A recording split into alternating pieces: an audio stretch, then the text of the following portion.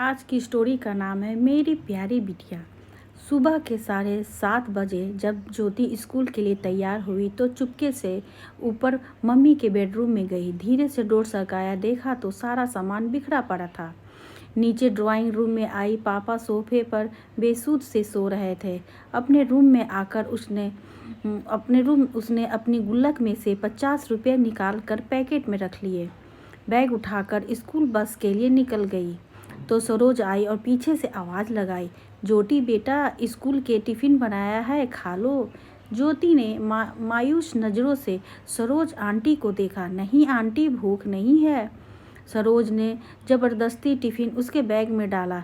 ज्योति school के लिए निकल गई। सरोज सोचने लगी, बेचारी छोटी सी बच्ची साहब और मेम साहब के रोज़ के लड़ाई झगड़ों से इस तरह 13 साल की उम्र में कितनी बड़ी हो गई है। सरोज पिछले 10 सालों से नेहा एवं नरेश के यहाँ काम कर रही है। दोनों मल्टीनेशनल कंपनी में ऊंचे पदों पर कार्यरत है। ज्योति उनकी इकलौती बेटी है। किसी भी चीज़ की कोई कमी नहीं है, पर हर समय दोनों एक दूसरे से लड़ते रहते हैं। नरेश पिछले कुछ समय से नेहा से तलाक चाह रहा है, पर चाहता है ज्योति बिटिया की जिम्मेदारी नेहा उठाए और नेहा ज्योति बिटिया की जिम्मेदारी नरेश को देने के साथ साथ जायदाद में हिस्सा चाहती है। इस कारण दोनों लड़ते रहते हैं। बच्चे की जिम्मेदारी कोई नहीं लेना चाहता, इसलिए दोनों एक दूसरे के लिए अपशब्दों का इस्तेमाल करते हैं। बेचारी ज्योति स्कूल से घर आकर अपने कमरे में दुबक जाती है। केवल सरोज आंटी से ही बात करती है। रोज की तरह नेहा और नरेश ने नाश्ता अपने अपने कमरे में किया और ऑफिस के लिए निकल गए। करीब 12 बजे स्कूल से कॉल आया कि जल्दी हॉस्पिटल पहुंचो, ज्योति को चोट आई है। हॉस्पिटल पहुंचकर पता चला कि ज्योति बहुत ऊपर से सीढ़ियों से गिर गई है। आईसीयू में रखा गया था। ऑपरेशन की तैयारी हो रही थी। सिर में बहुत गहरी चोट आई थी। ऑपरेशन शुरू हुआ, पर जिंदगी मिली ना मौत। बिटिया कोमा में चली गई। नेहा और नरेश स्तंभ रह गए। उन्हें ऐसा झटका लगा था कि अपनी सुध बुध ही खो बैठे थे। ज्योति की दादी भी आ गई थी। बेटा बहू को देखकर नफरत से मुंह फेर लिया।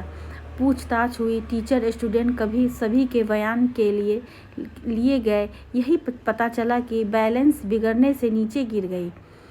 15 से 20 दिन कोई बदलाव न आने के बाद अपने साथ ही रही। अपनी माँ को नरेश ने रोकना चाहा, पर उन्होंने आंखों में आंसू भरकर कहा, तुम दोनों खूनी हो। तुम्हारी जिद मेरी पोती को खा गई। मैंने उसे अपने साथ ले जाना चाहती थी, पर तुम दोनों ने अपने अहम को मोहरा बनाकर उसकी ये हालत कर दी। कहकर माँ वापस अपने शहर चली गई। सरोज तब से सदमे में थी। फिर उसने जैसे तैसे होश संभाला। नरेश और नेहा ने कहा, मेम साहब, मैं अब यहाँ नहीं रह पाऊँगी। इस घर की दीवारें मेरी ज्योति की सिसकियों से भरी है। उसे मैंने कभी अपनी गोद में तो कभी छिपकर रोते हुए देखा है। कभी तो मेरा मन किया कि उसे लेकर भाग जाऊं, पर मैं डरपोक थी, ऐसा नहीं कर सकी। अगर चली जाती तो शायद वे आज इस हालत में ना होती। नरेश और नेहा के पास अब शब्द कहने को कुछ नहीं था। जैसे जैसे दिन बीत रहे थे, उसका लड़ाई झगड़ा एक अजीब सी बर्फ में तब्दील हो चुका था। उनकी सारी भावनाएं अंदर ही अंदर एक खामोशी खतियार कर चुकी थी। सारा दिन बेमन से दोनों ऑफिस का काम करते, हॉस्पिटल में एक दिन अकेले ड्यूटी देते। बैंक में पड़े जमे पैसे, जमीन जायदाद सब बेकार से लगने लगे थे। 3 महीने बीत चुके थे। संडे का दिन था। बड़ी मुश्किल से नेहा ने ज्योति के रूम में जाने की हिम्मत जुटाई थी। वैसे भी महीनों दोनों उसके कमरे में कदम नहीं रखते थे। कैसे माँ बाप थे वे दोनों। जिसका रूम, उसका बेडरूम, तकिया, उसकी किताबें, उसकी पेंसिल, पेन, स्कूल बैग सब वैसे ही रखा था। अलमारी खोली तो उसके कपड़े नीचे पड़े। उनका हल्का ब्लू नाइट सूट जिसे वह अक्सर पहना करती थी। नेहा रोते हुए अलमारी से सामान निकालने लगी। तभी उसके हाथ एक ब्लू कलर की डायरी लगी। उसने कांपते हाथों से उसने पेज, आगे के कुछ पेज फटे हुए थे। पेज पर दूसरे दूसरे टूटे दिल की दास्तान छोटे छोटे टुकड़ों में दर्ज थी।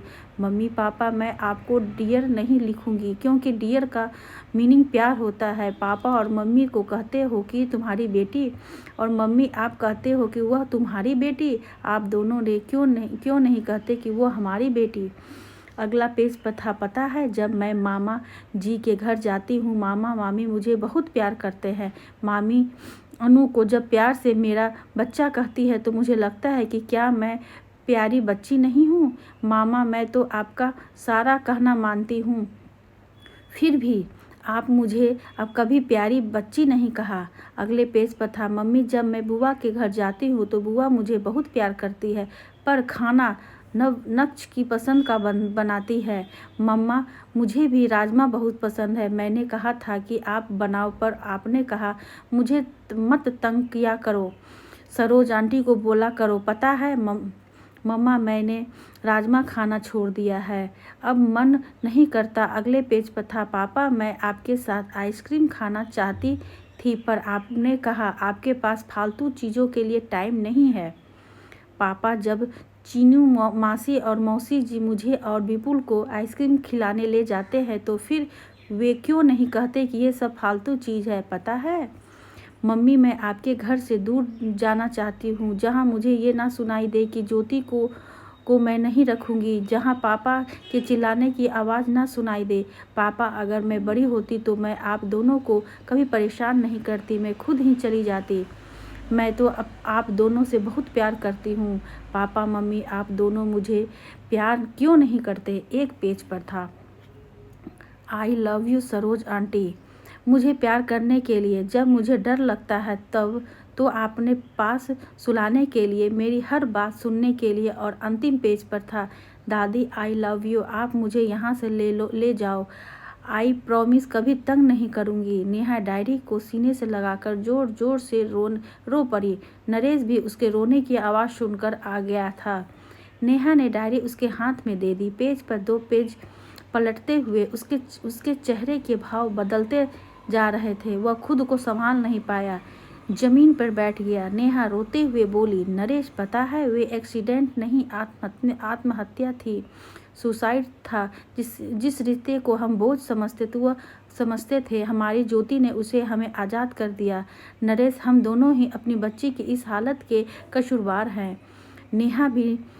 नरेश भी नेहा को गले लगाकर फूट फूट कर रोने लगा। अचानक ही उसी समय नरेश को फ़ोन बजा और नेहा के मोबाइल पर SMS की टूटू की मैसेज आ गई। दोनों ने अपने आप को संभालते हुए दूरी बनाए और फ़ोन उठाया। हॉस्पिटल से ही फ़ोन था।